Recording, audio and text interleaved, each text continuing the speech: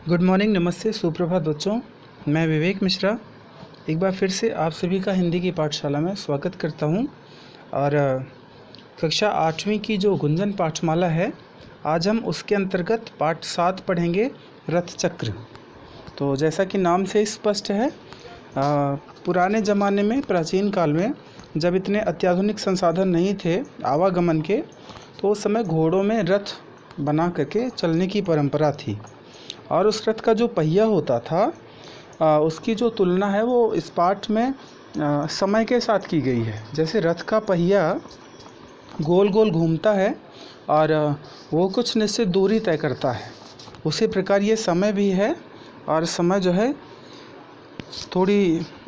थोड़ा थोड़ा चलते हुए नए नए पड़ावों पर आता रहता है। और इस पाठ में यही बताया गया है। ये जो पाठ है, पाठ का नाम यहाँ पर आप देख सकते हैं लिखा हुआ रथ चक्र। इसमें यही बताया गया है कि जो समय का पहिया है वो जीवन में कैसे कैसे पड़ाव लाता है, क्या क्या दर्शाता है, तो इसके बारे में यहाँ पर एक जानकारी दी गई है। बहुत अच्छी कहानी है हिमांशु जोशी जी की यह रथ चक्र।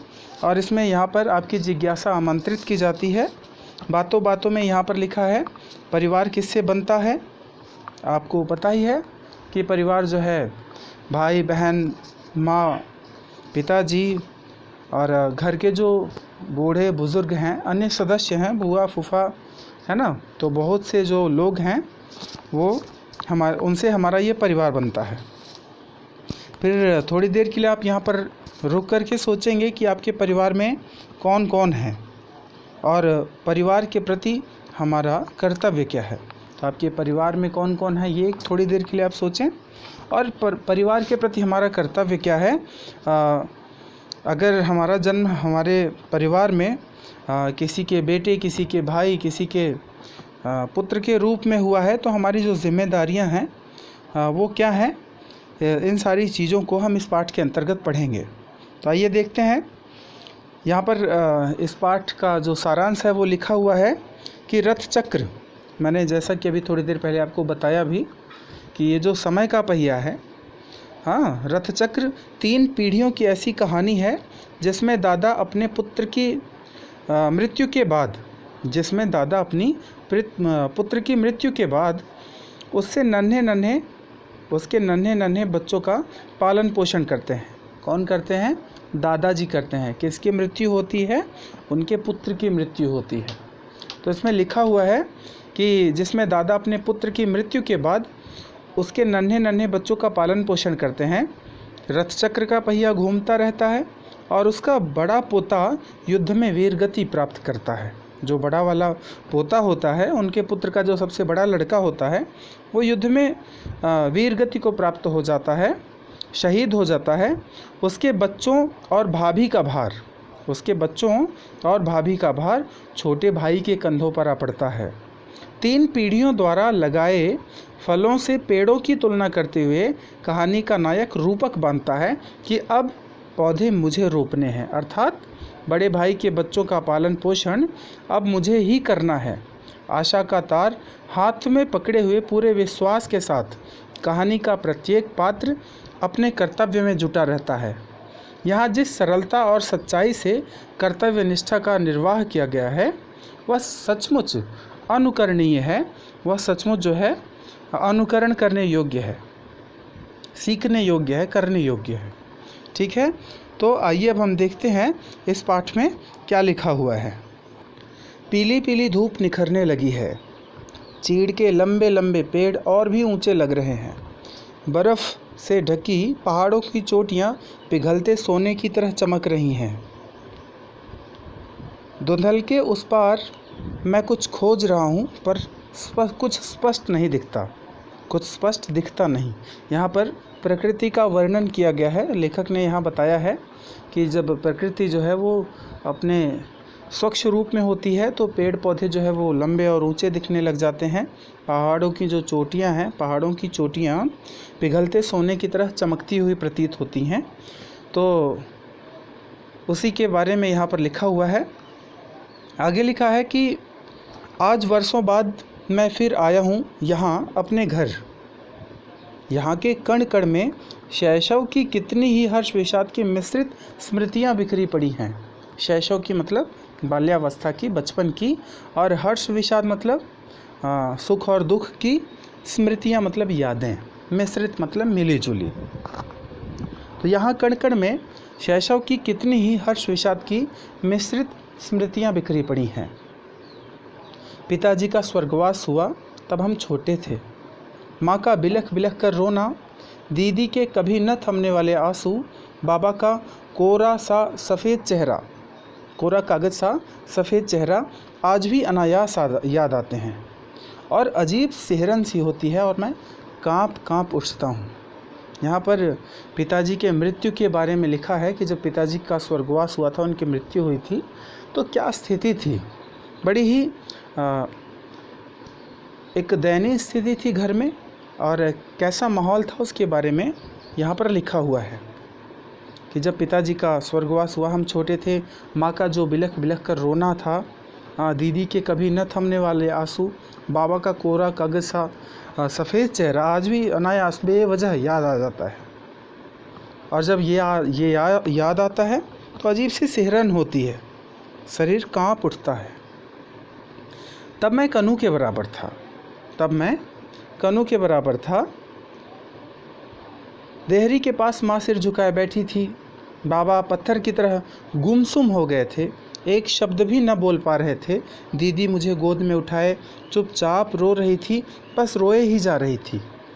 पिताजी की अकाल मृत्यु ने बाबा को और भी बूढ़ा बना दिया। अकाल मृत्यु मतलब असामयिक मृत्यु, समय से पहले मर जाना, चले जाना छोड़ करके। हाथ पाँव अब अधिक न चल पाते थे। स्मृति भी अब किसी सीमा तक साथ छोड़ रही थी। बातें करते करते बहक उठते, बार बार किसी बात बताने पर जल्दी ही भूल जाते। एक ऐसी स्थिति हो गई थी कि कुछ भी बताओ तो वो भूल जाते थे। वजह क्या थी? पिताजी की जो असामयिक मृत्यु हुई थी। दुकान का जितना उधार जिनके पास था उन सब ने ठेंगा दिखा दिया था, मना कर दिया था, निराश कर दिया था। सगे संबंधियों ने सहायता करना तो अलग रहा, पिताजी की आकस्मिक मौत का पूरा लाभ लिया। पिताजी की आकस्मिक मृत्यु का पूरा लाभ लिया। और क्या हुआ? दोबारा अपनी रकम वसूल करने से भी वे न चूके थे। यहाँ तक कि वे लोग जो है पिताजी की मृत्यु के बाद उसका लाभ लेने लग गए, यहाँ तक कि उन्होंने कोई मदद नहीं की। तो ये जो नीचे शब्द अर्थ लिखे हैं, आपको इसे अपनी उत्तर पुस्तिका में साथ साथ लिखते चलना है। तो यहाँ पर बताना चाहूँगा कि यहाँ पर बड़ी ही मार्मिक अवस्था का एक चित्रण किया गया है इस कहानी में कि पिताजी की मृत्यु के बाद घर में क्या माहौल हुआ था और लोगों द्वारा किस तरह का जो है आचरण किया गया था। यही इस पृष्ठ पर चर्चा की गई है। आइए देखते हैं अगले पृष्ठ में क्या कहा गया है। तो आगे क्या हुआ? किसी पड़ोसी दुकानदार ने ग्राहक तोड़ लिए थे। पहले हमारी जो दुकान थी उसके एवज़ में अपने पड़ोस में एक दुकानदार ने हमारे आने वाले सभी ग्राहकों को अपनी ओर जो है मोड़ लिया था। किसी ने अपने बगल की हमारी ज़मीन दाब ली थी। घर के बाहर सभी लोग हमें नोचने के लिए खड़े हो गए थे।